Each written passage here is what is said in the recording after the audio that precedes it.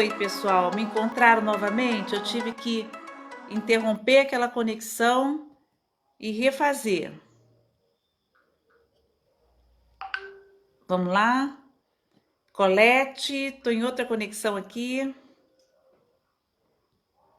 Boa tarde. Com Eu acho certeza. que a gente pode agora dar continuidade ao nosso bate-papo. Colete, eu Vamos estava te lá. perguntando sobre filosofia, né? Pedindo para você contar para a gente o que é exatamente a filosofia, porque as pessoas têm uma vaga ideia do que seja filosofia e alguns não dão importância, acham que isso é besteira, isso é coisa de gente viajandão, né? Ah, esse pessoal que é viajandão, paz e amor, gosta de ficar lá filosofando.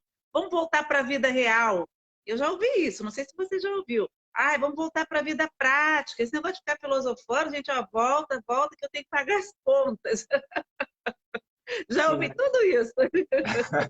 Então, assim, talvez seja pela falta de conhecimento do que é filosofia. E hoje a gente está aqui com uma grande oportunidade de saber um pouco mais sobre filosofia. Conta pra gente, Colette. É verdade, Mônica. Há um tempo atrás, você está me ouvindo bem? Só para ficar seguro aqui. Bem, Que bom, estamos ouvindo bem e te vendo bem. que bom. Há um tempo atrás, há 10 anos atrás, era impensável, né, que um filósofo hoje, assim como Cortella, né, Karnal, chegassem no aeroporto e fossem abordados assim, por um jovem de 15, 16, 18 anos, né, pedissem um autógrafo e tal. Isso era inimaginável há uns 10 anos atrás, né? Se colocava o filósofo, exatamente como você disse, aquele cara que está fora do mundo real, né? Mas Uhum. alguns fatores levaram a isso, né? E a gente vai falar um pouquinho sobre isso também. Mas, assim, só para ser um pouco didático, né? Na verdade, é a nossa prática, né? A gente não consegue fugir disso. Tem até uma piadinha que Somos diz, professores. tem até aqui uma piadinha que diz que o professor, né? Se ele tomasse uma sopa de letrinha e depois passasse mal, seria em ordem alfabética, né? Didático que ele seria, né? Bem, Mas, bem, bem professor mesmo. bem professor. Mas, enfim, então, a gente vai falar um pouquinho de filosofia, né? Falar lá no início, né, para a gente entender um pouquinho, né, de forma didática, né, o conceito de filosofia, até porque ele sofreu transformações e ramificações, que eu acho que é interessante pensar nisso, né? Alguém fala assim, então a filosofia é a ciência que leva o homem a pensar, né? Ah, então sem filosofia o homem não pensa. Não, não é bem assim. Pensar é uma capacidade inerente ao ser humano, que o ser humano pensaria de qualquer maneira, não é? Agora, o pensar filosófico ele tem uma diferença e tem algumas origens, né? A gente remonta um pouco antes até dos grandes filósofos gregos, situações, né, que se imagina em que, perto do mitológico, por exemplo, né, duas tribos têm uma criação afastadas e não têm contato e têm criações diferentes. Então, uma tribo, cada vez que cai um raio, dá um relâmpago, ela entende que os deuses estavam bravos por alguma razão e tal. Num outro contexto, numa região que era mais seca, logo depois de um raio, de um relâmpago, normalmente vinha chuva, e aquilo era muito bom. Então, desenvolvia-se uma consciência de que os deuses estavam felizes, e por isso estavam trazendo prêmio. Bom, acontece que essas duas comunidades, né, se criaram desenvolvendo esses conceitos mitológicos. Com o passar do tempo, até pela conurbação, quer dizer, o crescimento, né, desses dois grupos, eles acabaram se encontrando. Ou até pelo advento de meio de transporte, como o cavalo, etc., permitiu um encontro desses seres. E aí, nesse encontro, até que um dia, imagina-se que cai um raio e um fala, puxa, os deuses estão bravos, e os outros, não, eles estão felizes. E dessa discussão chegam às vias de fato, né? Você está me ofendendo, eu também. Muito o que acontece nos dias de hoje, né? Polemizado nos dias de hoje, né? Mas uma terceira pessoa, quer dizer, quem seria o filósofo nessa situação? É o cara que vai pensar assim, peraí, né? Por que ele foi criado dessa maneira e esse foi criado dessa maneira? Né? Existem algumas opções, ou esse está certo ou esse está certo, mas além disso, os dois podem estar certos ou os dois podem estar errados, né? Então, quer dizer, o que levou a isso? Por que as pessoas... Então, esse é o filósofo, começa a desenvolver questionamento, né? A gente fala sempre que a filosofia ela não veio para explicar, né? Ela veio para perguntar. A gente fala que a filosofia é a ciência que coloca um ponto de interrogação no lugar do ponto final, né? Então, essa é uma proposta que se fala de filosofia há muito tempo, né? Já vem se falando da origem. Mas, com o passar do tempo, isso começa a se desenvolver de uma forma um pouco mais sistematizada. Então, a gente chega nos grandes filósofos, que é aquilo que normalmente os alunos vão estudar em sala de aula, né? Que é a história da filosofia, né? Então, a gente começa a pegar lá no século V a.C., por exemplo, a gente pega Tales, Anaximandro, Anaxímenes, vão estudar o quê? A preocupação deles, inicialmente, a origem, a arqué, né? De onde, inclusive, vem a palavra arqueologia, né? Eles vão estudar a origem, né? De onde nós viemos, ou o que originou tudo isso, o que deu origem. Então, você começa a sistematizar esse pensamento, né? Começa a chamar esse pensamento filosófico um pouco mais de científico. Daí a Grécia ser considerada o berço, né, da filosofia, né? A partir desses filósofos, né? Mas tem passagens maravilhosas, né, que nas aulas de filosofia a gente conversa com os alunos sobre esses pensadores, né? É apaixonante, né? E é por isso que os alunos, muitos, né, gostam, ficam realmente excitados, porque aprendem, né, através do pensamento desses homens, né, desses seres da antiguidade, realmente o que era pensar um pouco mais profundamente sobre as coisas. Mas é um engano também se achar que a filosofia pensa sempre o bem, tá? Existem conceitos muito profundos hoje, em que, por exemplo, o nazismo teve os seus filósofos, né? O fascismo hoje os tem, alguns aqui dentro do Brasil, outros fora, mas eles existem, né? Eles trazem argumentos, né, que tentam justificar aquilo que nós não concordamos, né, aquilo que nós achamos que é, enfim, uma coisa totalmente sem fundamento. Mas são Você pensamentos. falou uma coisa importante agora, porque algumas pessoas acreditam que a filosofia é apenas aquela disciplina dada em sala de aula e não consegue articular com a filosofia na vida cotidiana. E você vem e acaba de falar, né? Que a filosofia ela está, né, por detrás de muitos fenômenos sociais, não é isso, Colete? Sim, claro. Na verdade, a filosofia, a proposta, né, da filosofia, muito mais do que contar a história da filosofia, que é o que normalmente a gente aprende no mundo acadêmico, tal, nas escolas, essencialmente é para isso que a gente está, né, até nesse bate-papo hoje aqui, é para mostrar um outro lado da filosofia, talvez o essencial, que é despertar nas pessoas a consciência crítica, né? Então, através de uma proposta filosófica, a gente conseguir despertar uma consciência crítica que aí sim será transformadora, né? Fora isso, será apenas conhecimento acadêmico, será apenas conhecimento da vida dos pensadores, dos filósofos, né? Mas a gente Então, pega aí essa você vem falando, então, agora, você vem associando a filosofia, né? Você vem falando assim do seu tema hoje, a importância da filosofia para o contexto de uma educação emancipatória. Então, é por aí. Exatamente. Então, quer dizer, é esse lado que a gente quer conversar um pouco hoje sobre isso, né? Que, aliás, é o lado essencial. Porque você veja bem, lá na antiguidade que eu acabei de citar, alguns filósofos, aliás, alguns não, quase todos, já tinham essa preocupação, que a filosofia tivesse essa função. Se você pega a frase mais famosa de Sócrates, por exemplo, conhece-te a ti mesmo. Quer dizer, então, na verdade, era uma preocupação de que você se conhecesse para que você possa, a partir daí, entender o mundo externo, né? E, a partir daí, criar seus valores, seu conjunto, né, de ideias, de opiniões, né? Aliás, só abrindo um parênteses, Mônica, as pessoas hoje têm confundido muito, por conta desse pensar filosófico equivocado, falam sobre uma liberdade de opinião, né? E falam que, puxa, eu tenho que ter o meu direito à opinião, claro, eu também acho, né? Mas uma coisa são as pessoas confundirem opinião com acusação. São duas coisas diferentes. Então, a pessoa tem o Sim. direito e até o dever, né, todo o direito democrático, de dizer: eu não gosto do Colette. Eu acho o Colette um Uhum. imbecil. Né? Isso é opinião. Né? Ótimo que você as tenha, não importa. Né? Mas você dizer: o Colette é ladrão, isso é acusação. É diferente. Aí isso a gente precisa Uhum. contestar e precisa haver um balizamento, precisa haver um limite para isso. Né? Porque se Baseado permite. em quê? Mas para a gente não se perder, né, nessa discussão, que o papo é longo, né? A gente vamos continuar a nossa linha, né, da importância da filosofia. Bom, então, assim, você trouxe para a gente, né, um pouco sobre a filosofia. E eu gostei quando você fala que a filosofia ela não tem que dar um ponto final, ela vai colocar um ponto de interrogação.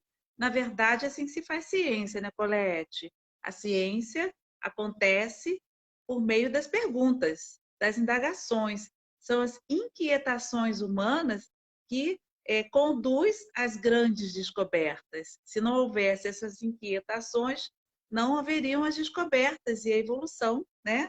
Tal qual nós estamos vivendo. Então, bacana, né? Sobre essa questão da filosofia, não trazer, não é nenhuma receita, nenhuma resposta pronta, não é.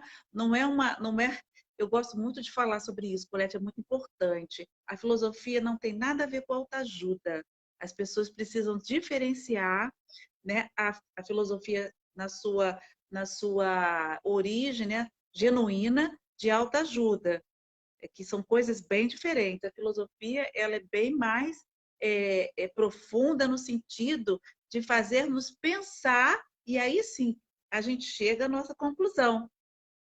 Agora, quando fala que ela contribui para a educação emancipatória, eu acho importante aqui, porque nós temos aqui convidados que não participaram dos episódios anteriores, falar um pouquinho sobre essa palavra, emancipação. O que é isso? Isso, então. A emancipação, na verdade, é quando o cidadão realmente consegue se enxergar como cidadão. Quer dizer, qual é a parte que me cabe nesse latifúndio, né? Então, quando você entende onde é que estão os seus limites, os seus direitos e suas obrigações, você começa um processo emancipador, né? Ou seja, em linhas gerais, é você assumir as rédeas da sua vida. É você assumir os seus destinos, é assumir as suas decisões, né? E a filosofia tem um papel muito forte nisso, né? Tem um papel muito grande. Aliás, é ligada a isso.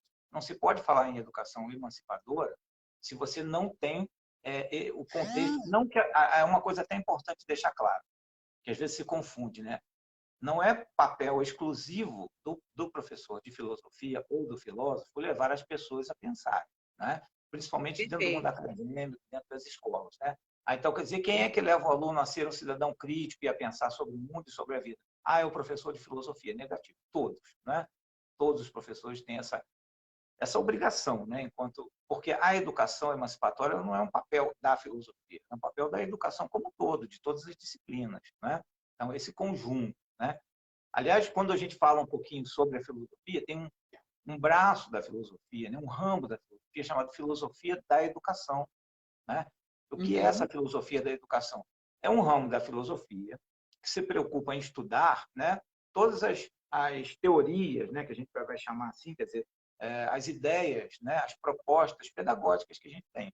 Tá?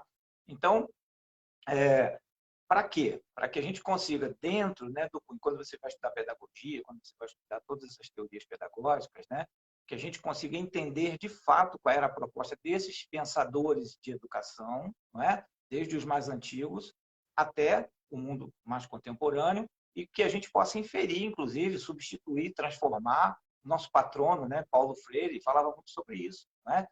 Quer dizer, que propõe um modelo de educação que é emancipador, a gente já vai falar já por quê, mas ele propõe esse modelo de educação e diz que a gente precisa mudar, melhorar, né, acrescentar esse modelo. Né? Não é ser freiriano, não significa seguir cegamente uma doutrina de Paulo Freire. Pelo contrário, é entender o que ele quis dizer e operar modificações, né? Com Transformações a partir daí. certeza. Com certeza. É importante você falar, porque acho que o primeiro passo para entender esse assunto, né, para se ressignificar esse tema, né, filosofia e educação emancipatória, é entender que não é só um papel exclusivo da filosofia ajudar os alunos a aprenderem a pensar de forma crítica. Então, para que isso aconteça, nós vamos ter que desconstruir todo um paradigma, uma formatação, né, metodológica, educacional, e reconstruir. Porque enquanto o professor de matemática, enquanto a sociedade, digamos assim, né, a sociedade e a família, achar que o professor de matemática é o único responsável por ensinar os meninos a lidarem com os números, que o professor de português é o único responsável para ensinar os meninos a saberem ler e interpretar, né? Que o professor de geografia é o único responsável a ensinar os meninos a entenderem a espaço, localização, e que o professor de filosofia é o único responsável por ensinar os meninos. Então, assim, é como se você chegasse na aula, bom, gente, esqueçam os números, guardem os números, nós não vamos precisar dos números, agora nós vamos pensar. Aí sai o professor de filosofia, né? E vem o professor de matemática e fala assim, gente, guarda o pensamento na gaveta, porque a gente vai fazer conta. Aí vem o professor de educação física e fala assim, guardem os números, vamos mexer com o corpo. E pronto. É esse ensino fragmentado, né? Que precisa urgentemente ser revisto, ser ressignificado, né, precisamos trabalhar de forma multidisciplinar para que a filosofia, né, e todas as disciplinas possam trabalharem juntas para essa construção de conhecimento emancipatório, não é isso, Colette? Claro, é claro, né, Mônica, a gente não pode esquecer, e a gente assume isso, que o professor de filosofia ele tem uma contribuição muito, talvez até maior ou muito grande, para ser dada nesse caminho. Isso não resta dúvida, né? Até porque nós temos um embasamento teórico que a gente traz de lá dos filósofos antigos, que vem já nessa linha, do despertar para o pensar Pela sua formação, né? Exatamente. Quando a gente fala na adaptação de teorias pedagógicas, a gente pega assim, Sócrates, por exemplo, quando dizia qual era o método socrático de educação, dividido em 2 passos. O primeiro passo era o método da ironia, que aí desconstruía um pensamento que os seus discípulos já tinham, que é o que você acabou de falar, de quebrar paradigmas, né? Então, ele desconstruía todo aquele conhecimento para limpar realmente, para que o aluno estivesse aberto a aprender. E, num segundo momento, ele vinha com a fase chamada de fase da maiêutica, que era em homenagem até à própria mãe, que era parteira, né? E que, quando ele levava o aluno a parir a própria resposta. Ou seja, quando o aluno dizia isso, quando o aluno diz ele pariu a própria resposta, ou seja, ele construiu o conhecimento. E aí a gente volta no método construtivista, ou seja, nós estamos no construtivismo. Então, são processos que a gente passa com adaptações, hoje com um embasamento muito maior, que é o que Paulo Freire, inclusive, defendia, não é? Então, assim, a ideia é essa. Então, a nossa contribuição, como filosofia, é muito grande para esse despertar dessa consciência, né? E para, enfim, para trazer o cidadão realmente para o conhecimento do mundo onde ele vive, principalmente do mundo do trabalho e tal. Agora, Colette, é interessante, né? E você já deve ter passado por essa experiência. Eu também já fui professora de filosofia, né? Nós trocamos muito. Que não é muito interessante para todas as famílias e não é muito interessante para a sociedade que esses meninos questionem, né?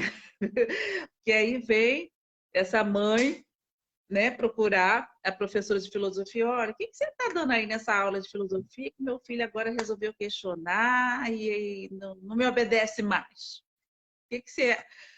Qual a sua experiência acerca disso, Colette?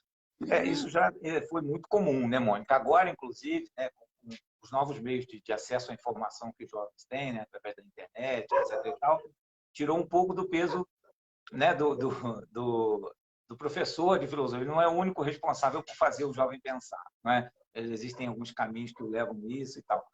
Mas, mais do que isso, até eu quero aprofundar um pouco essa questão que você está levantando. Não é muito interessante, não é só para a família, mas principalmente para uma elite, né? Para as elites governantes, né? Quer dizer, levar as pessoas a pensarem é uma coisa complicada, porque tira muita gente de uma zona de conforto, né? A partir do momento que você começa a entender onde é que você está. Eu vou voltar um pouquinho para falar de Paulo Freire, até porque, Mônica, por coincidência, né? Amanhã, dia 2, né? É o dia de falecimento, né, de Paulo Freire, né? Então, foi em 97, me parece, né, o falecimento dele. Então, são 24 anos aí da falta, né, do patrono, etc. e tal. E aí teve uma discussão recentemente, né, de se tirar esse título, né, de Paulo Freire, né, porque, enfim... Só aqui no Brasil, porque no mundo todo ele é reconhecido e valorizado, né? Não, inclusive no mundo de hoje, onde se fala assim, quem estudou aonde, né? Então se fala assim, fulano estudou em Harvard, se fala muito. Paulo Freire não estudou em Harvard, né? Harvard estuda Paulo Freire. Uma coisa até interessante isso, né? Existem cartas, né, em Harvard que são usadas como exemplo na educação que se usa cartas de Paulo Freire. Mas, enfim, ele é taxado, né, como comunista e tal, porque se utilizou, inclusive, de alguns pontos, né, de Marx, né, considerados ligados à educação, porque a gente conhece Marx, notadamente pelo livro Capital, onde ele fala do capitalismo, crítica ao capitalismo, implantação de socialismo, etc. e tal. Mas Marx tem outra parte dele que fala de educação, e Paulo Freire sabia e leu um pouco sobre isso, e inclusive vai escrever algumas obras, né? Mas onde a gente quer chegar disso que você falou, para não perder, é a questão do que incomoda, né? Incomoda o quê, né? Essa consciência crítica, né? Então, Paulo Freire pega um projeto de educação no Nordeste, né, em Angico, consegue alfabetizar um grande número, né, de adultos num espaço curtíssimo de tempo, através principalmente de práticas pedagógicas com o uso do cotidiano, né? De palavras do cotidiano, né? Então, ao invés de se utilizar Ivo viu a uva, no lugar onde o cara não tem, existe Ivo e não se sabe nem o que é uva direito, né? Então, ele vai usar... Lá no Ele vai usar... Pará, na Amazônia, você quer ensinar a criança pela palavra uva, uma palavra que não faz parte do dia a dia dela, né? Exatamente. Então, você põe lá, Luiz leva a lajota, né? O cara entende que lá tem um Luiz, né? Lá tem lajota, né? Então, ele consegue fazer com o dia a dia, mas mais que isso, mais que alfabetizar e decifrar esse código para eles, ensinar o código de letras, ele diz assim, além disso, né? Para além disso, ele diz, mas leva a lajota para onde? Fabrica-se o que com essa lajota? Quem ganha com essa lajota? E eu, na minha participação da lajota, eu levei o quê? Quer dizer, qual é a parte que me cabe nesse latifúndio, né? Então, isso incomoda um elite.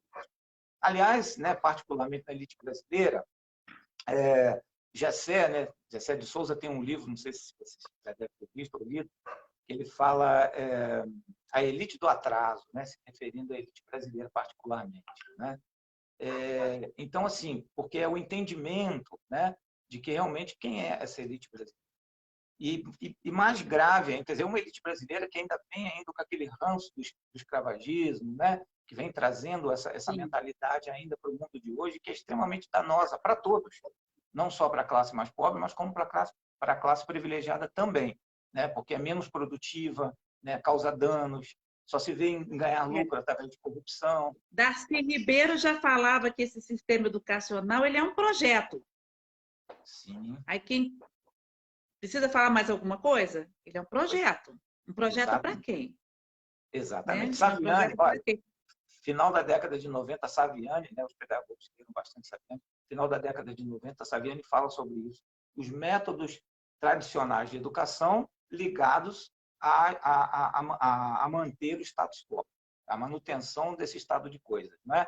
Porque é assim que a elite vê. E me assusta muito, Mônica, é assustador, a gente falando até da questão filosófica, mas entrando um pouquinho nessa área, a gente falar um pouquinho sobre, por exemplo, a classe média brasileira.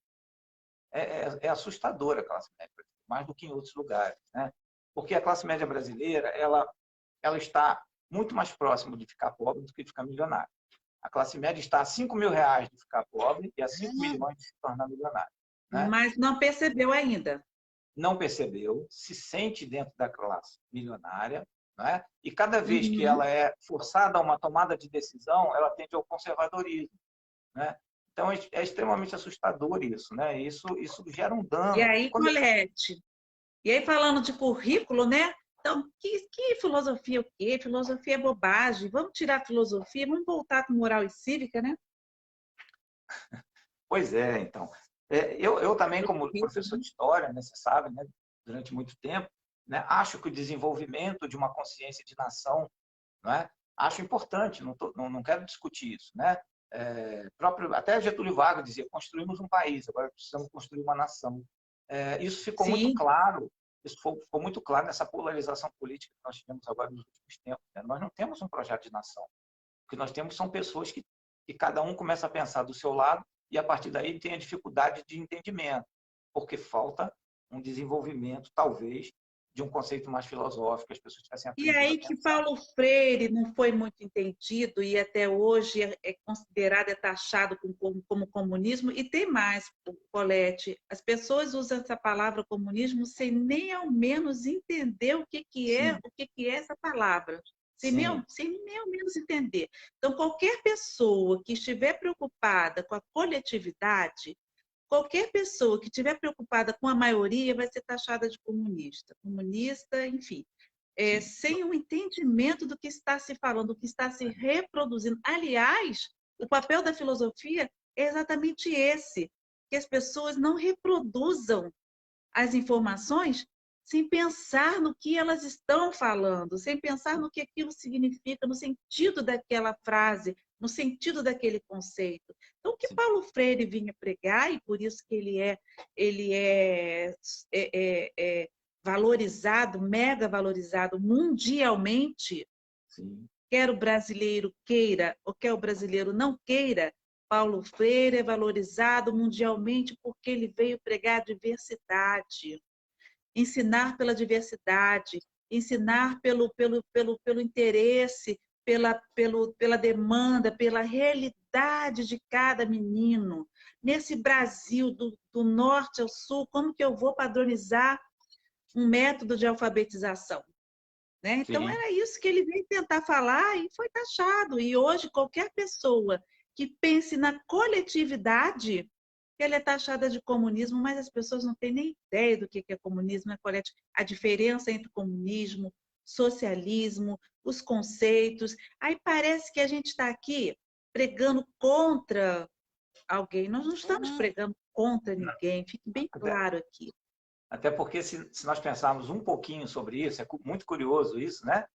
Porque a maioria, pelo menos a maioria dos brasileiros, se dizem cristãos, né?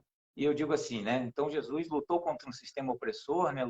Lutou contra uma elite em favor dos menos favorecidos, né? E aí eu sempre digo assim, todo cristão, ou melhor, todo comunista é um cristão, embora não queira. E todo cristão é um comunista, embora não saiba. O princípio, né? É, Porque falar que eu sou cristão é fácil, Colete. Eu posso ir todos os dias lá fazer minha oração, fazer minhas obrigações, fazer minhas doações e me achar cristã. sim. Agora, viver o princípio cristão, aí sim, é viver esse pensamento do bem para todos. E aí, quando a gente está falando de educação, o que a gente está pregando aqui, a gente não está querendo falar contra ninguém. O que a gente está aqui pregando é uma educação de qualidade para todos, porque todos merecem essa educação de qualidade. Essa é a nossa causa, né, Colete? Sim. E essa que a gente vê, a filosofia poderia ajudar, né, esses meninos e essas meninas, né, receberem essa educação. Colete, como exatamente? Explica aí, como exatamente a filosofia pode contribuir? Então, a gente começa partindo daquele exemplo que eu te dei há pouco tempo atrás, né? Não só no caso da alfabetização de Paulo Freire, mas despertando essa consciência crítica, né? Quer dizer, o que é despertar, na verdade, uma consciência crítica? A palavra crítica, na verdade, ela tem dois significados aí, né? Crítico no sentido de falar ou dar uma opinião, tecer um comentário a despeito de alguma coisa, então você faz uma crítica em relação àquilo, e a crítica no sentido de mais importante, né? Então, por exemplo, assim, você tem um carro e assim, o motor é mais crítico em relação à pintura, né? Então, essencialmente, dentro do conhecimento, do mundo dos saberes, né? Isso é significativo, quer dizer, o que é crítico dentro desse conhecimento, quer dizer, o que é mais importante realmente que o aluno saiba a partir daí. Então, é isso que é importante, que a gente desenvolva a capacidade do aluno entender as diversas posições e tenha a capacidade de avaliar uma determinada base teórica ou base de sentimentos ou de valores e chegar a um julgamento, né? E não receber as coisas prontas. Esse é o grande problema, né? Quer dizer, o jovem tem que ser capaz de avaliar e decidir. Eu queria aproveitar a oportunidade para falar um pouquinho sobre o mundo do trabalho, né? Já que hoje, né, só para a gente não pode deixar passar em branco, né? Com Nosso tempo passa certeza, tão hoje é o rápido. dia do trabalho, né? Então, assim, só para você, dentro disso que a gente está falando, para não fugir disso, para mostrar como é que, de repente, como é que a gente faz a manutenção de um status quo? Quer dizer, quais são as ferramentas que as elites, né, dominadoras podem se utilizar? Não estou falando de Brasil, estou falando de um conceito geral, né? As elites dominadoras em todo o mundo, como é que sempre se utilizaram para você conseguir a manutenção daquele status quo, né? Através de um conceito errado ou da massificação de conceitos, né, que não são tão formais. Por exemplo, vou dar um exemplo muito claro. Hoje se diz assim, tem uma corrente que defende, aliás, chamada dentro de um pensamento neoliberal, né, uma das partes, que diz: você hoje é pobre, você não é rico, você não tem uma melhor condição de vida porque você não se esforçou o suficiente. A tal da meritocracia, né? Isso é uma baita de uma violência, né, cara, contra as pessoas menos favorecidas intelectualmente, porque é uma grande mentira, a gente sabe disso, a gente conhece isso. Quer dizer, nós que tivemos o privilégio de estudar um pouquinho mais, né, nós temos de chegar a esse entendimento, de saber onde nós estamos dentro da sociedade, a gente sabe que a gente tem uma dívida com essas pessoas, porque a classe mais pobre, a classe favorecida, é quem faz tudo.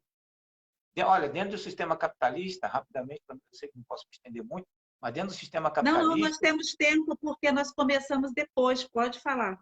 Ah, que bom. À Ganhei um vontade. crédito. Pode falar à vontade. Ganhei um bônus, então. Ganhou. Não, porque dentro do sistema capitalista, nós temos 3 fatores de produção, né? Capital, matéria-prima e trabalho. O capital aí, conhecido começando pela letra K, tá? Então, assim, o que não é o dinheiro. Então, o capital é máquinas, ferramentas e equipamentos. A matéria-prima, que já se diz que é, e trabalho, que é a mão de obra, né? Então, qualquer coisa que a gente vai produzir, a gente precisa desses 3 fatores de produção. Só que matéria-prima e capital, que é o conjunto de máquinas, ferramentas e equipamentos, o empresário ou o capitalista, ele compra de um outro empresário. O único fator de produção desses 3, em que ele compra de uma larga escala, daí existe um exército de reserva, é a mão de obra, né? E aí, onde é que ele pode negociar, por exemplo, a questão do lucro, né? Isso é uma coisa simples, qualquer economista entende isso, sabe como é que funciona. Onde é que ele pode diminuir um pouco mais a sua despesa para ele poder ter o seu lucro, né? É no fator de produção chamado mão de obra. Então, isso é normal, eu até entendo isso. Agora, o que a gente não consegue entender é que não seja garantido condições de vida mínima para as pessoas, né? Para que exista esse exército de reserva de mão de obra, é necessário ter um monte de gente desempregada, esperando para trabalhar por um salário de R$ 900, né? Então, eu não vou trabalhar por R$ 900. Então, sai, porque tem 10 ali querendo trabalhar. É assim que se mantém esse baixo salário. Mas a gente esquece que esses que estão lá fora estão passando fome. É isso que eu não consigo aceitar. Eu não consigo um sistema que tenha essa proposta. Para que eu mantenha um custo de produção dos elementos de produção mais barato, eu preciso ter uma reserva de miseráveis, né? Que se dispõe a trabalhar por um salário mais baixo. Isso não dá para a gente aceitar, né? A gente precisa, sim, conformar. Eu tenho um sobrinho, é sobrinho do meu marido, que é professor de história, e uma vez nos conversando assim, em família, ele falou algo que eu não esqueci.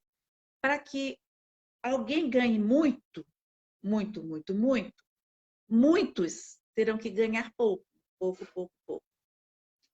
Sim, Né? não resta dúvida, né? Então, assim, o país é próspero. É só você, a história dos países. Esse país é tão próspero, esse país ninguém passa fome, tá? Mas para ele chegar nesse patamar, quantos povos, quantos outros países tiveram que dar o sangue, né? A gente precisa ter esse entendimento. Então, se tem alguém ganhando muito, sim, é a questão da desigualdade, porque tem muitos ganhando pouco. Nessa questão de país é o que a gente chama de imperialismo, né? E existe até hoje, né? Mas, enfim, eu queria voltar um pouquinho no tema da questão do trabalho, que a gente estava falando, né? Colete, rapidinho, só para te dar um recado legal, os seus alunos estão aqui, ó. Colete, rapidinho, desculpa. A Júlia está aqui, dizendo que está com saudade da gente. Olha, A Thalissa está aqui, ó. Que você pediu para eu te ler, né? Thalissa está aqui. Professor, sou eternamente grata das aulas do Colete, do Cássio, da querida Mônica. Olha aqui, o Cássio também está aqui. Que delícia encontrar a Thalissa, que, aliás, é uma pessoa assim que é especial. A Júlia também. Obrigada, viu, por vocês estarem aqui. Continua, Colete. Obrigado, meninas. Um abraço, um beijo. Estou com saudades também. Vou até aproveitar o gancho para falar de uma amiga nossa dessa turma, né, de Thalissa e tal, a Luciene, que eu já comentei, né, que agora é escritora, não é? Luciene, outro dia eu estava assistindo fui assistir uma live de uma pessoa que eu gosto muito, que é o Gessé de Souza, que escreveu esse livro que eu mencionei há pouco tempo atrás, né? A Elite do Atraso. Então, eu fui assistir uma live dele, sempre gosto de ver os comentários dele, etc. E tal. E quem é que estava lá? Luciene Nascimento, de Quatis, falando do seu livro, Tudo Nela de Se Amar, né? Um livro de poesia muito bacana, né? Um livro que vale a pena. Tem um prefácio do Lázaro Ramos, né?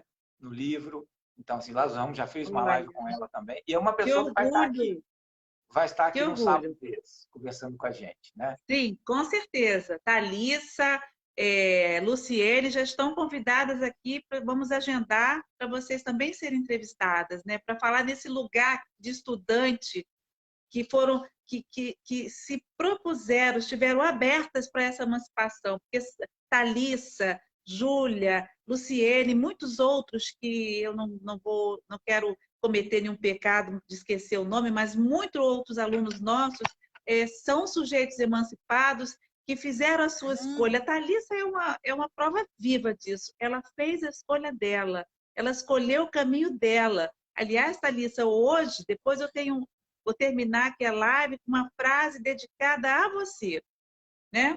Mas, Colete, você estava falando sobre o capital, a mão de obra e o dia Isso. do trabalho e a filosofia. Vamos lá. Isso. Vamos lá. Então, o que que acontece? Quando a gente fala que a filosofia se torna perigoso, né? Se torna perigosa aos olhos de algumas pessoas, é exatamente o temor maior sobre essa questão da educação emancipadora ou emancipatória, né? Porque ela vai ser uma ferramenta poderosa para esse trabalho, né? Para esse tipo de educação. E onde é que isso entra? Eu estava falando sobre o instrumento de dominação, né? Então, as elites usam instrumentos de dominação.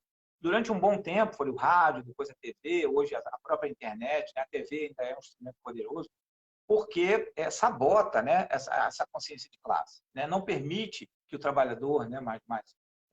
Enfim, menos esclarecido, vamos dizer assim, intelectualmente falando, que ele não se posicione, não consiga entender realmente se ele é explorado ou se ele não é explorado, enfim, ter essa consciência. Não é? E como é que se faz isso, quer dizer, na verdade? Né? Se utilizando, por exemplo, de dados, informações, manipulando. Se fala hoje em fake news, né? Eu não gosto dessa coisa de americanizar as palavras, né? Mas a falta, a informação falsa, vamos dizer assim, né? Ela já existe há muito Enganosa. tempo. Né? Agora É a gente enganosa. né? Já existia com a televisão, sempre foi, né? Sempre foi assim. Então, eu queria dar o exemplo, citando um pouco do Dia do Trabalho. Tá? É considerado o dia 1º de maio, né? Considerado o Dia do Trabalho em mais de 80 países, né? Inclusive o Brasil. Tá? Agora, uma coisa curiosa, de onde começa essa história do Dia do Trabalho, o dia 1º de maio? Né? No dia 1º de maio, no final do século XIX, 1º de maio de 1886, em Chicago, nos Estados Unidos, grava isso, né? Houve um movimento por melhores condições de vida, principalmente de horário, né, de 13, 14 horas por dia de trabalho, condições desumanas, para que pelo menos reduzissem para 8 horas diárias, que é o que a gente tem hoje. Enfim, esse movimento sofreu uma repressão muito grande das elites locais, né? E no dia 3, na verdade, explodiu uma bomba, né? Lançaram uma bomba contra os trabalhadores, onde morreram dezenas de trabalhadores, muitos feridos e tal. Bom, a partir daí, gravou-se essa data do 1º de maio, que foi o início, né, do movimento, para ser comemorado como homenagem aos trabalhadores, inclusive os trabalhadores que perderam a vida nessa luta, né, etc. E tal. E aí mais de 80 países, foi para a Europa, inclusive o Brasil, né, começa esse trabalho de conscientização. Agora, o que me chama a atenção, nos Estados Unidos não é comemorado. Onde ocorreu Chicago e nos Estados Unidos inteiro, é comemorado na primeira segunda-feira de setembro, é comemorado o Dia do Trabalhador. A gente pergunta, por quê? Exatamente, se deu milhões de desculpas, mas para desvincular a homenagem ao trabalhador ao estado de luta, porque isso seria perigoso despertar de uma consciência crítica. Né? Então, assim como os fatos, a ação prática, que foi essa, promove o despertar dessa consciência crítica, a filosofia também faz isso de uma maneira pacificamente. Né? Aliás, esse trabalho que você faz é um trabalho bacana nesse sentido, né? Porque eu acho que é uma espécie de resistência pacífica. Sim, pacífica, Então, com certeza. o processo de dominação ele se faz dessa maneira, né? Quer dizer, sabotando o mais pobre, né? Tirando o entendimento da força que o mais pobre tem, né? Sobre Lógico, essa quanto menos as pessoas, os trabalhadores, souberem ler, né? Saber ler o contrato de trabalho, saber ler as próprias leis. Essa semana, eu participei de uma roda de conversa na instituição que eu trabalho, que eu leciono, o Centro Universitário Barra Mansa, sobre autismo. E eu conheci uma professora, coordenadora de pedagogia, que eu gostei muito, porque ela veio trazer uma luz em relação ao conhecimento das leis. Porque nós temos uma resistência, uma dificuldade de querer saber das leis. A gente delega isso para o advogado. Se eu precisar, eu contrato um advogado, então eu não preciso saber disso. E aí a gente cria essa resistência, né? Isso é muito complicado, tem muita lei, tem que isso e aquilo. Só que nessa da gente resistir, da gente não querer ter conhecimento dessas leis, a gente perde. Porque ela falando, né, no caso da roda de conversa, era sobre autismo e sobre educação inclusiva. Assim, enquanto os educadores não tomarem conhecimento, as famílias e a sociedade não tomarem conhecimento das questões legais, você vai cobrar como? Você vai cobrar Sim. o quê? Você nem sabe o que você vai cobrar.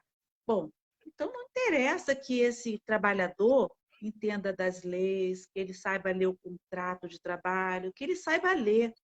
E aí a gente, infelizmente, ainda tem no nosso país peões, boias frias, trabalhando em fazendas e de forma ainda escravocrata ainda. Que Sim. ele trabalha e no final do mês é que ele vê aquele caderninho e ele ainda está devendo o patrão dele. Isso Sim. ainda existe. Sim. Isso ainda existe, infelizmente. É aquele trabalhador que trabalha o mês inteiro com aquela carga horária que nós nem sabemos quanta, né? Uhum. Acima da lei, aí ele vai comprar naquele armazém que é do patrão dele, do proprietário, que vai vender pelo preço que ele quer vender, vai cobrar o aluguel daquele lugar, daquele barraco, sem condições, do preço que ele quer cobrar, e todo mês ele trabalha e fica devendo. E existem casos que, se fugir, eles são alcançados por capatazes. Sim. Sim. Isso. Isso ainda acontece no nosso país. Sim. Nós Que ainda temos tristeza! uma sociedade escravocrata, né? Ainda temos, Que tristeza. né? E aí, realmente, a quem interessa ensinar filosofia? A quem interessa ensinar os meninos a... Tá, professora, eu vou fazer isso aqui, mas por que eu tenho que fazer desse jeito? Eu não posso fazer de outro jeito, não, professora? Ai, não enche o saco, faz aí, pronto, faz o que eu estou mandando, pronto. Sim. E assim, isso É passa por mais um fácil, processo né? também dentro, né, da esfera acadêmica nossa, né, dos profissionais de educação, tomarem essa consciência, né, tomarem a ideia do que é realmente a proposta. Não, não precisa ser freiriano, aliás, pode até não gostar, porque Paulo Freire dizia assim, eu não me importo que não gostem de mim. O que me incomoda é que quem goste possa gostar e quem não gosta possa não gostar, né? Então, isso é democraticamente falando. Então, pode não gostar, mas é entender um pouco, se apropriar um pouco dessa questão e da importância da educação emancipatória, né? E aí, claro, Exatamente, Colete. Eu e não aí, preciso de gostar de tudo, não preciso me identificar com tudo. Mas tem sim, uma coisa que eu preciso, né, Colete, como ser humano, me preocupar com a fome do meu irmão, né? sim, exatamente. Aí a gente chega nessa questão, né? A gente pode contribuir para diluir um pouco, para diminuir um pouco isso, claro, que a gente pode dar armas, né, aos jovens, pode dar armas aos adultos, na medida que a gente alfabetiza um adulto, mas as armas no sentido de entendimento, né? As armas para que ele Armas possa não, entender. Colete, livros. Armas não, Sim, livros. sim, são as armas do conhecimento, né? As armas do conhecimento, Os onde ele pode livros. realmente, a partir daí, falar assim, olha, eu entendo, você não pode fazer isso está errado, não é? Mas, assim, é o despertar de uma consciência realmente que precisa até dentro do nosso grupo, né? Do mundo acadêmico e tal. Mas a gente sabe também que nós temos os nossos problemas enquanto categoria, né? Enquanto professores, a nossa categoria Sim, nós passa... não pretendemos aqui ficar criticando, né? Nós estamos aqui Sim, fazendo como filosofia, provocando reflexões, né? Até que isso. ponto nós vamos viver numa sociedade tão desigual? Será que estamos gostando de ligar as nossas TVs ou internet e assistir o que a gente assiste? Ou será que fazer campanha de cesta básica me faz sentir melhor? Então eu estou dando comida para o outro, estou É. fazendo a minha parte. Será Até que a porque, minha assim, parte é só dar uma cesta básica?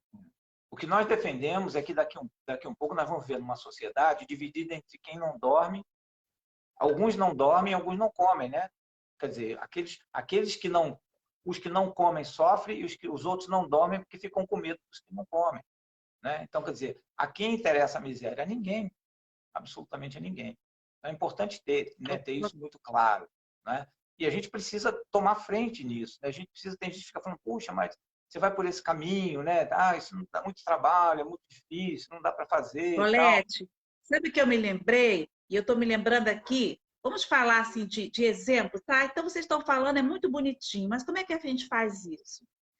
Nas escolhas, né? Aí eu me lembrei da Thalissa contando para mim a escolha da profissão que ela bancou, mesmo sabendo que ela não ia ter aquele reconhecimento social ou financeiro, mas é que pulsa na alma dela. Eu me lembrei né? Do Cássio falando para mim também de algumas escolhas que ele fez. E você, não há muito tempo, também fazendo escolhas, mesmo sabendo que nós não vamos andar do carro de ano, né, Colete?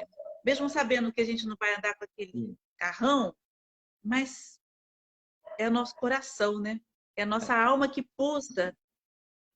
E são É, escolhas, né? são escolhas, a gente precisa fazer essas escolhas. Porque, assim, eu lembro de Fernando Pessoa, que ele fala assim, até tem uma frase legal dele, que ele fala assim, na véspera de não partir nunca, né? Pelo menos não há que se arrumar as malas. Então, assim, é uma frase de Fernando Pessoa interessante de algumas pessoas que se acomodam, às vezes por preguiça ou acomodação, ou até incompetência mesmo de arrumar as suas malas mentais, não é? Acabam decidindo não partir nunca. E aí ficam no cais, às vezes até xingando quem partiu, né? Então, Uhum. assim, são Olha aqui, desses... ó. As meninas querem conversar com você, com você e comigo aqui, ó. A Júlia Flash colocou aqui. Mônica, eu trabalho com uma educação libertadora hoje em dia, muito inspirada nos professores maravilhosos que tive ao longo da vida. Que bom, Júlia, que bom. A gente fica muito feliz de saber, sabe? Eu fico até toda arrepiada de saber que a gente consegue plantar as sementes, né? É, Thalissa coloca aqui também, ó. A Líria coloca aqui também, falamos tanto de igualdade, mas não praticamos ela, né? Temos essa dificuldade de praticar. A Thalissa coloca assim, agora fiz mais uma pelo coração. Estou no mestrado em filosofia. Olha isso, Colete, você sabia? bom, não, uma Thalissa está no surpresa. mestrado de filosofia na Universidade Parabéns. Federal de Santa Catarina. Que linda! Olha aqui, pesquisando ética ambiental e saberes. Saberes o quê? Peraí. Só um pouquinho. Que lindo, Thalissa. E saberes indígenas. Nossa, Thalissa, eu tenho que te apresentar o meu primo que trabalha com a comunidade indígena. O Cássio está falando aqui, ó, não podemos falar de igualdade em uma sociedade que precisa de equidade, onde existem determinantes sociais que não se podem escolher. Cássio. Responde um pouco, Cássio, Colete, É essa verdade, questão Cássio, de você diferença entre igualdade e citou equidade. isso. Exatamente, né? Para resumir a questão da equidade, nós precisamos tratar diferente os diferentes, né? Então a gente fala assim, vamos dar, isso é uma questão de igualdade, eu estou dando a mesma condição para todos, né? Mas que todos são esses, todos, um que vem daqui e o outro que vem daqui, né? Então, quer dizer, na verdade, você tem que realmente promover a equidade, isso sim, né? Eu concordo com o Cássio, sim, fica muito difícil enquanto a gente não entender esses conceitos. Né? E aí É. aí as pessoas acham que é muleta, né? Que você está dando muleta para o outro e tal. Não, não é não. É tratar diferente quem é diferente. Isso é fato. Né? É muito mais justo. Né? Vai trabalhar, eu vou trabalhar, vai lavar um tanque, vai varrer um quintal, vai isso e vai aquilo, assistencialismo. Gente, tá certo. O assistencialismo por si só não vai emancipar ninguém, certíssimo. O assistencialismo por si só não emancipa o sujeito. O Sim, assistencialismo, ele trabalha concomitante a educação emancipatória, sim, né? Eu dou o peixe e ensino a pescar ao mesmo tempo. O que adianta eu colocar o sujeito lá com a varinha para pescar com fome? E se naquele dia ele não conseguir pescar nada, se ele ficar 3 dias sem pescar, e se ele nem souber fazer a vara, se ele nem souber distinguir a maré, se ele nem souber distinguir a embarcação, ele precisa distinguir a embarcação, distinguir a maré, distinguir os próprios peixes, as épocas dos peixes, aí eu estou emancipando. Mas sim, enquanto ele está aprendendo, eu estou dando ferramentas para ele. É sim. essa que é a diferença, né, Colete? Claro. Inclusive, dentro dessa sua analogia aí, não adianta dar a vara, o anzol, né, a isca. Se ele tiver com fome, ele não consegue pescar do mesmo jeito. Coloca o aluno dentro de sala de aula com fome, ele não consegue entender, né? A dificuldade dele é muito maior. A gente sabe Eu disso, né? preciso me preocupar com a merenda, né? Eu preciso me preocupar com a merenda. Sim. Colete, não, se deixar, a gente fica aqui conversando muito tempo, né? Essa questão do trabalho, eu venho pensando, e nós conversamos, né, Colete, que os pais, a sociedade, as famílias escolhem as escolas que promovem que eles falam, né? A narrativa deles. Ah, não, essa escola vai dar oportunidade para o meu filho entrar no mercado de trabalho. Colete, eu te pergunto, que mercado de trabalho é esse que você quer que a sua filha entre? Então, essa é a pergunta. A gente não precisa dissociar uma coisa da outra, né? A capacitação acadêmica é uma coisa que ele pode optar e que ele deve, inclusive, mas paralelamente a isso, porque quando a nossa lei de diretrizes e bases, né, está lá preconizando a educação integral da pessoa humana, isso é muito bonito, né? Mas o que é a educação integral da pessoa humana? Quer dizer, o que você educar integralmente se não for para o despertar de uma consciência crítica, não é? Então, na verdade, quando você faz, nós precisamos fazer as duas coisas, é claro, né? Preparar o jovem para um mercado de trabalho que ele decida, que ele queira, mas, inclusive, quando você o desperta para uma consciência crítica, ele pode reavaliar qual é esse mercado. Ele pode reavaliar para onde ele quer ir, o que ele quer fazer, né? Ao passo que, quando ele não faz isso, daí vem as frustrações, né? Então, ou frustrações ou coisas piores, né? Então, me preparo, porque a minha família queria que eu fosse médico, me formo, mas sem nenhum conjunto de valores, sem nenhuma consciência crítica. Aí eu vou me formar em médico, que depois vai abusar da paciente quando está anestesiada, né? Eu vou me formar no engenheiro, que vai permitir que uma ponte caia porque eu usei material de segunda, não tive ética. Então, quer dizer, esse compromisso com esse conjunto de valores tem que estar enraizado dentro da educação, do processo de educação. Exatamente, Colete. Para fechar, eu queria ler aquela frase que eu coloquei hoje sobre trabalho. Você tem ela aí, Colete? Estou tentando achar ela em algum lugar. Eu não Mônica, sei onde. eu até Eu consultei, mas queria eu ler vou... para a Thalissa, eu queria ler em homenagem a todos nós, né, para falar sobre isso, né, do que adianta formarmos bons médicos, tecnicamente falando, né? Mas esses médicos são boas pessoas, esses médicos tratam os seus pacientes de forma humana, né? Então, do que adianta que você acabou de falar, formarmos bons advogados? Mas esses advogados vão levar em consideração a questão ética? E a ética? Onde é que a ética entra na nossa sociedade? A prática ética. E aí, nós estamos correndo atrás o tempo todo de possuir bens, de carros lindos, né? De ostentar, uma sociedade de ostentação, mas ao mesmo tempo que essa sociedade consegue ostentar, uma parte pequena dessa sociedade consegue ostentar, ela também precisa tomar Rivotril para dormir. Estranho isso, né, Colete? É meio Sim, sim, incoerente isso, né? sim. Aí você vê Será assim, que né? Há alguns séculos atrás, né? Aristóteles, vamos falar da filosofia de novo, né? Já tinha como uma das preocupações principais, né? Além de outras coisas como números, etc., o que era felicidade. Quer dizer, o que é felicidade, né? De onde vem? O que é isso, né? De onde traz? O que é um ser humano feliz, né? Onde eu encontro essa felicidade? Existe a felicidade eterna ou existem momentos de felicidade? Olha a preocupação de um filósofo da Idade Antiga, né? Da Grécia Antiga, de Aristóteles, né? Então, quer dizer, parece que com o tempo a gente vai se afastando dessas coisas e a filosofia tem a oportunidade de nos trazer isso de volta, né? De nos trazer a refletir sobre essas coisas que a gente às vezes abandona no nosso dia a dia, no nosso corre-corre, né? A gente fala assim, eu não tenho tempo, mas não é questão de tempo, né? Na verdade, a gente precisa voltar a se dedicar e priorizar essas coisas. O ser humano precisa voltar a priorizar esses sentimentos, né? Você deve conhecer a história do infartado que sobreviveu, né? O infartado que sobreviveu é aquele cara que você fala assim, cara, você precisa caminhar. Ih, não tenho tempo. Ih, não dá, não. Ah, você precisa fazer uma atividade física. Nossa senhora, eu trabalho demais, eu não tenho tempo para isso, não. Aí o cara infarta e sobrevive. No outro dia, ele está ali, 4 horas da manhã, ele está caminhando. Quer dizer, o que mudou, né? Foi o Uhum. tempo? Lógico que não, né? O que mudou foi a Uhum. prioridade.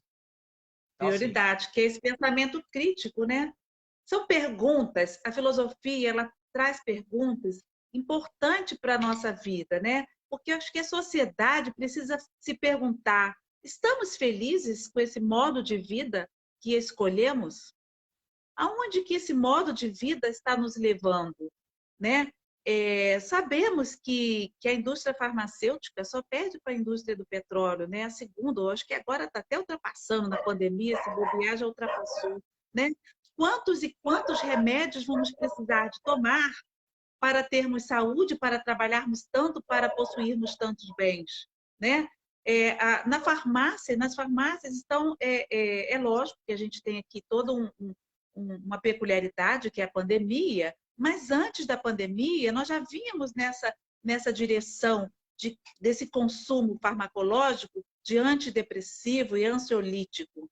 Sim. Exageradamente. Então, peraí, então eu quero que meu filho, né, esse mercado de trabalho, nós temos assistido jovens que são 2 pontos, Colete, que ao mesmo tempo tem um excelente currículo, nível técnico, que não sabe assim, intocável, mas que na hora de participar de um processo seletivo fica reprovado porque não tem as competências comportamentais.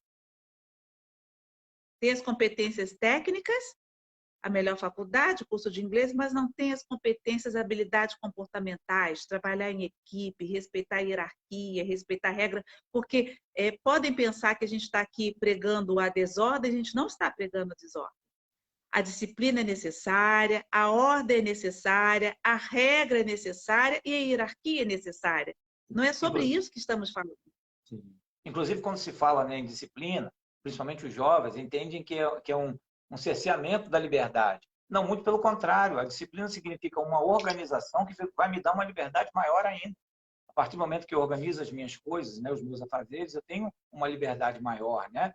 Então, é nesse conceito da disciplina. E o que você falou é muito importante, né? Você trabalha em RH, já trabalhou outras vezes também, e conhece exatamente esse processo de seleção, que as instituições hoje, as organizações, estão realmente priorizando... Puxa, está acabando minha bateria, mãe. Estão priorizando... Você me dá só um minutinho para eu ligar aqui, só um minuto. São as tecnologias. Sim, estão priorizando as competências comportamentais das pessoas, né? Exatamente. Enquanto você está ligando a bateria, e o segundo ponto é que nós estamos assistindo jovens que não estão dando conta desse estilo de vida de trabalho. Eu conheço jovens que estão largando empregos de supervisores de engenharia em multinacional para viver no veleiro, no mar. Sim, sim. Que bom, né? Nós temos já que estão largando multinacionais para trabalhar com óleo essencial. Que bom! Eu fico super feliz quando eu vejo a juventude começando a fazer um processo de mudança nesse estilo de vida, mesmo sabendo que os pais têm tudo e que eles não podem ter o que os pais têm, eles estão bancando outras escolhas, né? Jovens escolhendo trabalhar com cinema, com documentários, e não são poucos, e isso que me deixa feliz. Verdade. Então, hoje, esse processo, até a própria pandemia, né, trouxe uma série de transformações, né? De cunho social, de cunho econômico, mas, acima de tudo, também a gente falou na questão do home office, né? Essas mudanças, que havia uma resistência tão grande a certas coisas e que, na marra, teve que ser feito e ponto final. Nem as pessoas estão vendo que o negócio não era tão difícil, tão feio. Então, tem o lado também de nos trazer um pouco de otimismo, né? De trazer a possibilidade de uma nova forma de pensar e de agir, não é? E principalmente nas questões relacionadas aos sentimentos, né? Quer dizer, nunca foi tão importante um abraço, a presença, né, da pessoa ao lado, né? Quer dizer, como nós estamos valorizando isso, infelizmente, de uma forma trágica, né? Poderíamos ter aprendido isso de uma forma melhor através da filosofia. Pois é, da filosofia e através da educação emancipatória. Amigo, tão bom conversar com você, que saudade dos nossos bate-papo, né, Cássio? Nós formávamos um trio tão legal lá na escola, em que trabalhávamos para trabalhar e contribuir para os alunos. Colete, você me diz uma coisa, o que você acha que é a escola do futuro, Colete? Desculpa, não ouvi. Qual é o seu sonho? Qual é o seu sonho ou o seu ideal de uma escola de futuro? Então, na verdade, assim, não é nada absolutamente estranho, nada extraordinário, né? Na verdade, o que eu gostaria mesmo é o que a gente preconiza nas nossas leis, né? Que a gente pudesse que realmente aquilo se realizasse. As leis educacionais, as propostas educacionais que nós temos são belíssimas, né? A gente faz uma mescla, né, das teorias pedagógicas, a gente consegue produzir, né, consegue construir, né, um processo de educação muito bonito até, né? Não só no Brasil, a gente vê em outros cantos do mundo, né, isso acontecendo.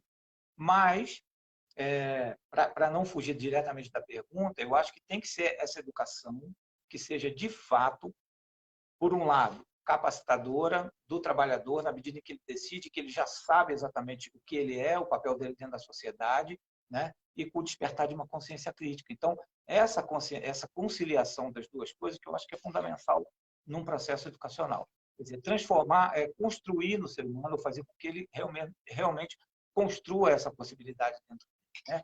Ou seja, resumindo, eu gostaria que o ser humano chegue a um certo momento em que ele possa e queira, principalmente, assumir as rédeas da sua vida, né? Não entregar aos outros, né? Que bacana, Colete. Você diz que nós não precisamos de desfazer tudo que tem. Nós não estamos dizendo que tudo que tem e tudo que foi feito foi ruim. Não é isso que nós estamos dizendo, né? Nós estamos falando em equilíbrio. E equilíbrio, Claro. né? Porque todo o avanço tecnológico, o conforto, tudo isso que a gente tem, isso traz, né, benefícios para a nossa vida. Mas estamos falando em equilíbrio. Então, é uma formação técnica, nós precisamos do tecnólogo, é importante o tecnólogo, a tecnologia, mas uma formação humana, né, concomitante, que ele seja técnico, mas que ele seja um técnico humano, que ele saiba trabalhar em equipe, que ele saiba ouvir o outro, que a opinião diferente não seja uma ameaça para ele, que ele tenha tolerância à frustração, porque os nossos jovens estão com dificuldade a ter essa tolerância, né? Que ele tenha tolerância ao estresse, que ele tenha autoconfiança, autoconhecimento, tudo isso, né? Sabe que Sim. a Júlia está falando mais alguma coisa? Respeito e autonomia aos alunos. Valorização dos docentes, Júlia, valorização. Aliás, dia do trabalho, dia também do nosso trabalho, né? Bom, Colete, que maravilha conversar com você. Para finalizar, né, a nossa conversa, mas depois fica gravado. E aí, Colete, se você quiser interagir com os interlocutores hoje, com os nossos convidados, nossos amigos, você pode entrar aqui no Facebook, na página da Desenvolver-se e interagir com eles. A gente pode continuar esse bate-papo. Mas eu quero finalizar com uma frase que hoje ela é muito especial pelo Dia do Trabalho, né? Eu quero desejar a vocês que a sua tarefa é descobrir o seu trabalho e então, de todo o coração, dedicar-se a ele. Descubram seu talento, descubram seu trabalho e de todo o coração dediquem-se a ele. Sabendo das escolhas, bancando essas escolhas, mesmo que elas não sejam as escolhas da maioria.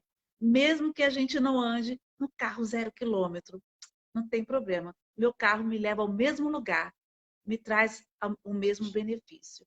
E eu me sinto realizada por ser professora, por ser educadora e por ser psicóloga, mesmo que eu não seja rica. E eu tenho certeza que o Colete também. Resumindo, né? Emancipem-se, né? É a partir daí, né? Isso vai acontecer. É verdade. Mônica, eu sei que está terminando, né? Mas eu só queria terminar também te dando, de uma certa forma, te dando os parabéns pelo projeto, tá? Por essa ideia, né? Desses encontros, né? Que vão tratar desses temas que são tão significantes para a gente, tá? Eu queria terminar também com uma frase. Na verdade, é um provérbio alemão que ele foi adaptado, né? Para os dias, provérbio alemão da época do nazismo, e que ele foi adaptado para o nosso país na época do fascismo, né? E essa adaptação, ela me foi apresentada por um filósofo amigo meu que chama Luiz Carlos Quintino Vieira, né? E ele me diz assim, essa adaptação diz assim, né? Quando numa mesa 10 pessoas estão sentadas, se aproxima um fascista e ninguém se levanta, a partir daí você não passa a ter nessa mesa 10 pessoas e um fascista, você passa a ter 11 fascistas, né? Então, essa frase é muito significativa, mano. Eu acho que com esse trabalho seu, você representa uma das pessoas que se levantou dessa mesa, que está convidando outras pessoas a se levantarem também. Então, eu acho muito bacana, te dou meus parabéns, tá? E vamos continuar Obrigada, assistindo. meu amigo. Obrigado. E você volta aqui para esse lugar, para esse sábado, com certeza. Aí eu convido vocês a buscarem o entendimento desses conceitos. Busquem esse entendimento. O que é fascismo? O que é comunismo? E depois que vocês entenderem, ajudem as outras pessoas a entenderem também, que é de extrema importância. Colete, um beijo no seu coração. Romilda, Rafa, Benildo, Líria, Cássio, a Kátia, todos que estão aí, Thalissa, Júlia, Paulo, tantas pessoas maravilhosas aqui que comentaram, que estão conosco, a Franceline, a Cláudia, que entrou aqui, a Beth. Sábado que vem, vamos receber a Franceline. E, como todos os outros sábados, vai ser muito bom. Thalissa já está convidada. Júlia também. Entre em contato aqui comigo para a gente agendar, tá bom? Líria, beijos. Gente, boa noite para vocês. Até sábado que vem. Um prazer te receber, Kátia. Um abraço. Colete, muito obrigada. Obrigado também. Um beijo para todos os meus amigos aí do Albergue 33, para os meus ex-alunos, né? Um abraço para todos vocês. Beijo. Muito obrigado por vocês estarem aqui com a gente. Ninguém solta a mão de ninguém, hein? Ninguém solta a mão de ninguém. Bora lá. Solta a mão de ninguém. Vamos à resistência pacífica. Isso. Abraços.